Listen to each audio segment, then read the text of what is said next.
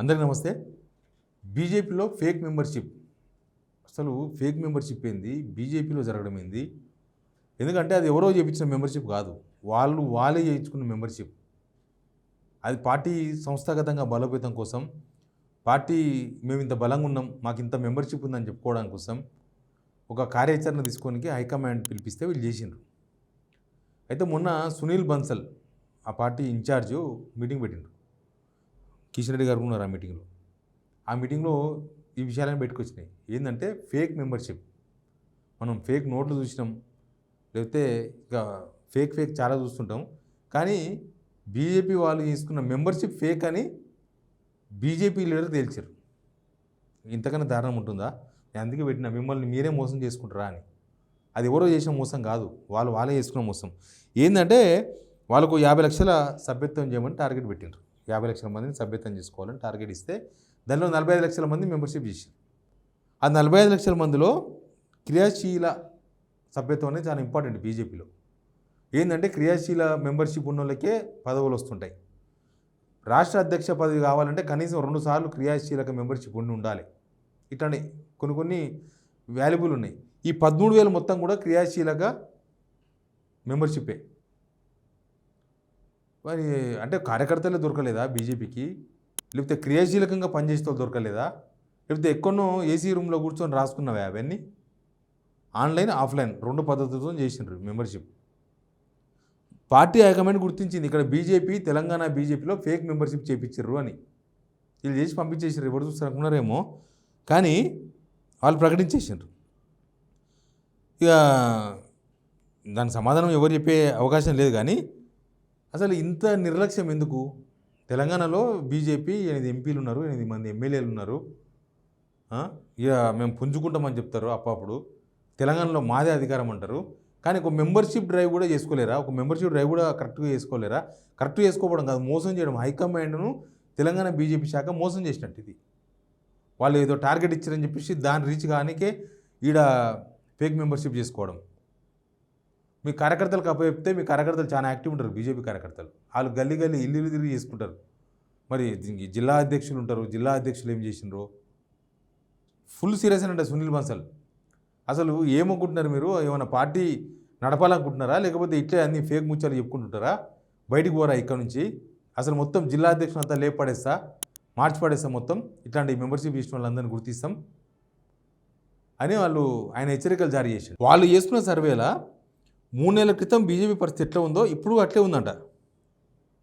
3 నెలల క్రితం ఎట్లా ఉందో బీజేపీ స్టేటస్ ఇప్పుడు అంతే, ఏం పెరగలేదంట. ప్లస్ ఆయన అప్పుడు రాసుకున్న డైరీలో రాసుకున్నాడు, ఇప్పుడు మళ్ళీ అదే చెప్తున్నాడు లీడర్లు. అంటే వీళ్ళు కూడా అప్డేట్ లేరు.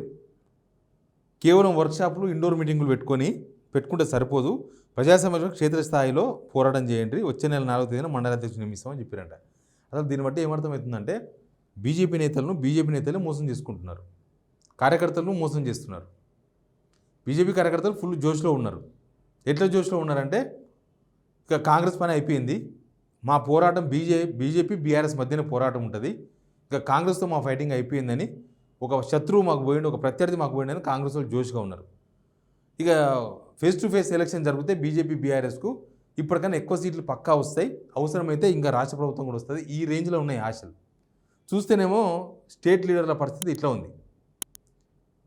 చూస్తే ఇంత దారుణంగా ఫేక్ మెంబర్షిప్ పెట్టి అసలు కార్యక్రమాలే లేకుండా ఏం లేవు. బీజేపీ కార్యక్రమాలు మొత్తం గ్రౌండ్ జీరో, ఏమీ లేవు, అన్ని జీరో వేసుకున్నారు. రాష్ట్ర ప్రభుత్వం మీద ధర్నాలు లేవు, రాష్ట్ర ప్రభుత్వం మీద కనీసం మాట్లాడేది కూడా లేదు. రాష్ట్ర ప్రభుత్వ పనితీరు మీద ఒక్కొక్కరు ఒక టైపు బీజేపీలో. ఒక ఆయన సపోర్ట్ చేస్తారు, ఒక ఆయన వ్యతిరేకిస్తాడు, ఒక ఆయన ఇంకోలాగా మాట్లాడతాడు. రాష్ట్ర స్థాయి నేతలందరూ కూడా గందరగోళంగా ఉన్నారు. మనం చూసాం కదా, హైడ్రాలో ఎట్లా సపోర్ట్ చేసిండ్రో, మూసీ విషయంలో ఎట్లా సపోర్ట్ చేసిండ్రో.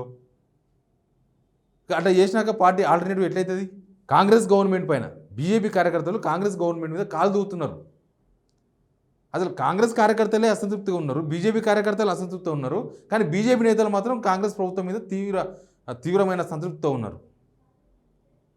అదేం సిస్టమో అర్థం కాలేదు. ఎవరైనా ప్రభుత్వం మీద ఫైట్ చేయాలి, ప్రతిపక్షం మీద కాదు ఫైట్ చేయాల్సింది.